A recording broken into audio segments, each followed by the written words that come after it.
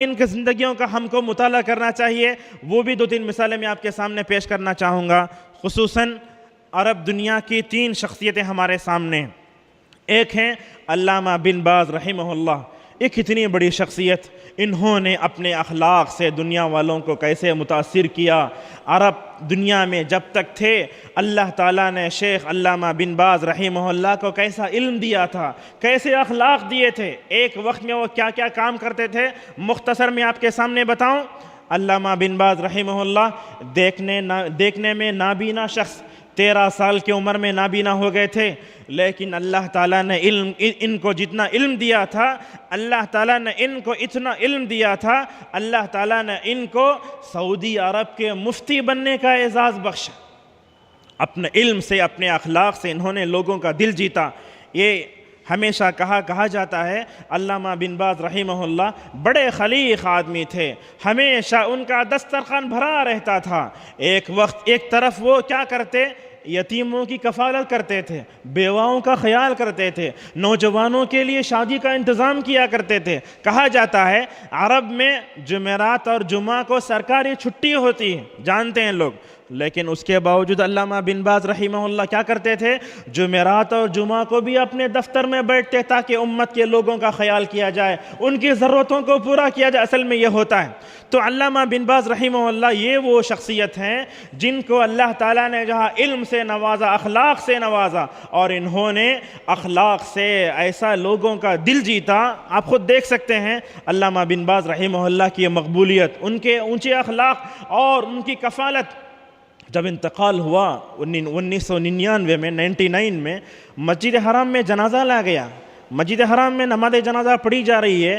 حال یہ ہے سعودی پولیس کو حالات پر قابو پانے کے لیے کام کرنا پڑا، اور جب تدفین کے لیے لے جایا گیا تو پولیس کو قبرستان میں داخل ہونے کی ضرورت پیش آ گئی کہ کہیں لوگ جو ہے داخل نہ ہو کر جو ہے لوگ ہنگامہ نہ کر دیں۔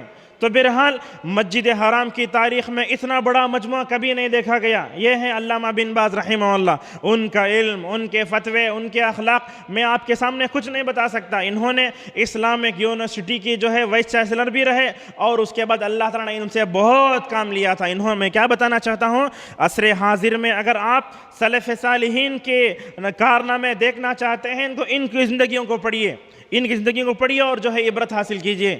اسی طریقے سے موجودہ وقت میں سلف صالحین میں شمار ہوتا ہے علامہ محمد ناصر الدین البانی رحمہ اللہ کا، بڑے محدث، گھڑی سازی کا کام کیا کرتے تھے۔ اللہ تعالیٰ نے ان کو اتنا علم دیا تھا، حدیث کے صحیح اور ضعیف ہونے کا جو ہے مکمل طور پر اس پر کام کیا اور امت کے حوالے کیا۔ تو موجودہ وقت میں علامہ البانی رحمہ اللہ کی زندگی کو پڑھیے، کیسے کیسے انہوں نے جو ہے حالات کا مقابلہ کیا۔ ایک وقت وہ بھی آیا کہ علامہ البانی رحمہ اللہ کو البانیہ میں داخل ہونے سے خود مسلمان علماء نے روکا، ساری مشقتیں برداشت کیں، مدینے سے نکلے، علامہ البانی وہاں سے نکلے، شام میں داخل ہونے سے پابندی لگائی گئی، لیکن علامہ البانی رحمہ اللہ نے کبھی بھی جو ہے اپنے اخلاق کو نہیں چھوڑا۔ میں آپ سے کہنا چاہوں گا علامہ البانی رحمہ اللہ کی شخصیت ایسی شخصیت ہے، کئی لوگوں نے ان پر حملے کیے، مذہبی تعصب سے کام لیا گیا، لیکن یاد رکھیے علامہ البانی کی پوری سیرت پڑھیے، اپنے مخالفین کے ساتھ اچھے انداز سے پیش آیا کرتے تھے۔ اپنے مخالفین کے پاس اگر کوئی اچھا علم ہوتا یا ان کے اندر اچھے اخلاق ہوتے اس کا بھی اعتراف کیا کرتے تھے۔ یہ تھے اخلاق محمد ناصر البانی رحمہ اللہ کے۔ اور اسی طریقے سے عصر حاضر میں جو قریب کے ہمارے سلف صالحین گزرے ہیں اس میں ایک نام آتا ہے محمد بن صالح عثیمین رحمہ اللہ۔ ان کو اللہ تعالیٰ نے علم بھی دیا۔ اگر آپ ابن تیمیہ، علامہ ابن القیم کی کتابوں کو آسانی سے سمجھنا چاہتے ہیں، علم حاصل کرنا چاہتے ہیں تو ان کی کتابوں کو پڑھیے۔ انہوں نے کتابوں کے ذریعے، اخلاق کے ذریعے لوگوں کا دل جیتا، اور معلوم ہے ان تینوں علماء کا انتقال ایک ہی سال ہوا ہے 99 میں۔ علامہ البانی بھی اس دنیا سے چلے گئے، محمد البانی، اور اس طریقے سے محمد بن صالح عثیمین رحمہ اللہ۔ ذکر کیا جاتا ہے کہ عرب کے کسی عالم نے خواب دیکھا تھا کہ آسمان سے 3 تارے ٹوٹ رہے ہیں۔ اصل میں یہ 3 علمی ستاروں کا غروب ہونا ان کو خواب میں دکھایا گیا۔ بہرحال یہ سلف صالحین 3 تھے جس کے بارے میں آپ کے سامنے بتانا چاہتا تھا۔ مدثمین، ایسے علماء کی ہندوستان میں بڑی کمی ہے، جیسے کہ میں نے آپ کے سامنے نام لیے تھے۔ معزز سامعین، میں آپ کے سامنے لمبی لمبی مثالیں نہیں دوں گا، اس لیے کہ مثالیں آپ بارہا سنتے ہیں، لیکن ایک بات آج کے اس درس کی جو آپ کے ذہنوں میں بٹھانا چاہتا ہوں وہ یہ: ہمارے معاشرے میں تقریریں ہوتی ہیں، ہماری نشستیں ہوتی ہیں، درس قرآن ہوتا ہے، درس حدیث ہوتا ہے، اور اس طریقے سے خطبات جمعہ بھی ہوتے ہیں، ہفتہ وار اجتماع بھی ہوتے ہیں، ہم ہر جگہ اٹھتے بیٹھتے تو ہیں، لیکن ہماری ایک بڑی کمی یہ ہے کہ ہماری مجلسوں میں سلف صالحین کے واقعات کا ذکر کم ہوتا ہے۔ یہ ہماری سب سے بڑی کمی ہے۔ یاد رکھیے، ہماری کوئی بھی مجلس ہو اس میں صحابہ کا ذکر ضرور ہونا چاہیے۔ ہماری ہر مجلس میں صحابہ کا، تابعین کا، تبع تابعین کا، سلف صالحین کے اخلاق کا ذکر ہونا چاہیے۔ حرمین کے خطبوں میں دیکھیے، چاہے مکے کے خطبوں کی بات کریں، مدینہ کے خطبوں کی بات کریں، وہاں کے ائمہ حفظہم اللہ تعالی جب بھی خطبہ دیتے ہیں سلف صالحین کے واقعات کو صحیح طور پر پیش کرتے ہیں۔ لیکن ہندوستان کے ماحول میں جو بات غلط طور پر ہمارے سامنے آتی ہے وہ کیا ہے؟ ہمارے درمیان میں کچھ ایسے لوگ بھی ہیں جو سلف صالحین کے غلط، غیر مستند موضوع اور ضعیف چیزوں کو بھی لا کر لوگوں کے سامنے پیش کر دیتے ہیں۔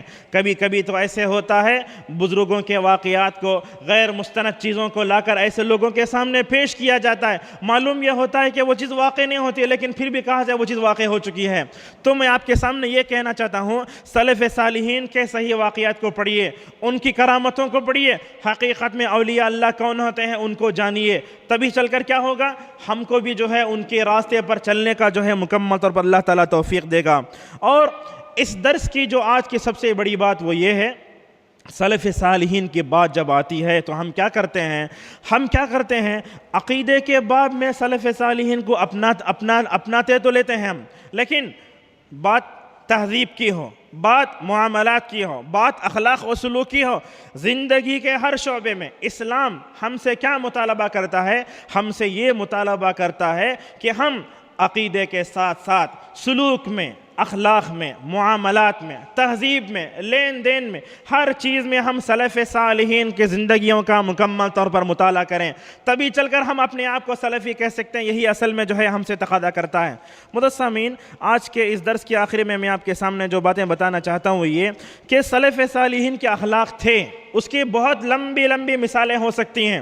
میں مثالوں میں گئے بغیر آپ کے سامنے یہ بتانا چاہوں گا کہ سلف صالحین یہ تھے، ان کے اندر یہ اخلاق اونچے پیدا ہوئے کیسے؟ یہ سب سے اہم بات ہے۔ آپ نے بارہا سلف صالحین کے اخلاق کے بارے میں سنا ہوگا، کافی مثالیں پڑھی بھی ہوں گی، لیکن میں آپ کے سامنے بتانا یہ چاہتا ہوں کہ سلف صالحین نے اپنے اندر اونچے اخلاق کیسے پیدا کیے، وہ بھی بہت اہم چیز ہے۔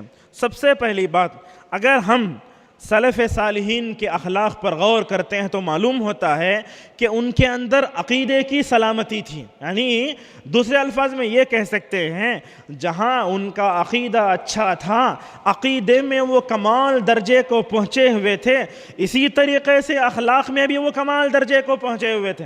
ایسی بات نہیں تھی ان کا عقیدہ تو صحیح تھا لیکن وہ اخلاق میں گرے ہوئے تھے، ایسا نہیں تھا، بلکہ وہ عقیدے میں جہاں بہترین تھے اسی طریقے سے وہ کیا تھے، اخلاق میں بھی کمال درجے کو پہنچے ہوئے تھے۔ میں آپ کے سامنے کہنا چاہوں گا، مجھے کہنے دیجئے، نبیوں رسولوں کی زندگیوں کا مطالعہ کر کے دیکھیے، آدم سے لے کر محمد صلی اللہ علیہ وسلم تک دنیا میں کتنے نبی تشریف لائے، کتنے رسول آئے، آپ بتائیے، کیا آپ ایک مثال میرے سامنے پیش کر سکتے ہیں کہ کسی نبی کے اندر اخلاقی گراوٹ تھی؟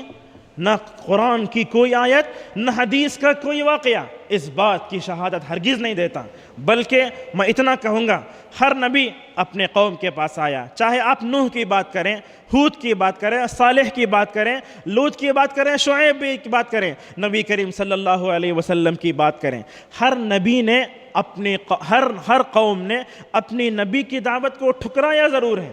آپ دیکھیں نوح علیہ السلام جب آئے، قوم دو حصوں میں بڑھ گئی، بعض لوگوں نے اپنے نبی کی دعوت پر لبیک کہا، بعض نے انکار کیا، لیکن انکار کرنے والے کس کا انکار کیا؟ انہوں نے نبی کی دعوت توحید کا انکار کیا تھا۔ آپ بتائیے دنیا میں کون سی قوم ایسی ہے جس قوم نے اپنے نبی کی دعوت، جس قوم نے اپنے نبی کے اخلاق و کردار پر حملہ کیا ہو؟ نہیں، بلکہ ہر قوم نے جہاں اپنے نبی کی دعوت توحید کو ٹھکرایا، ساتھ میں انہوں نے اپنے نبی کے اخلاق کا مکمل طور پر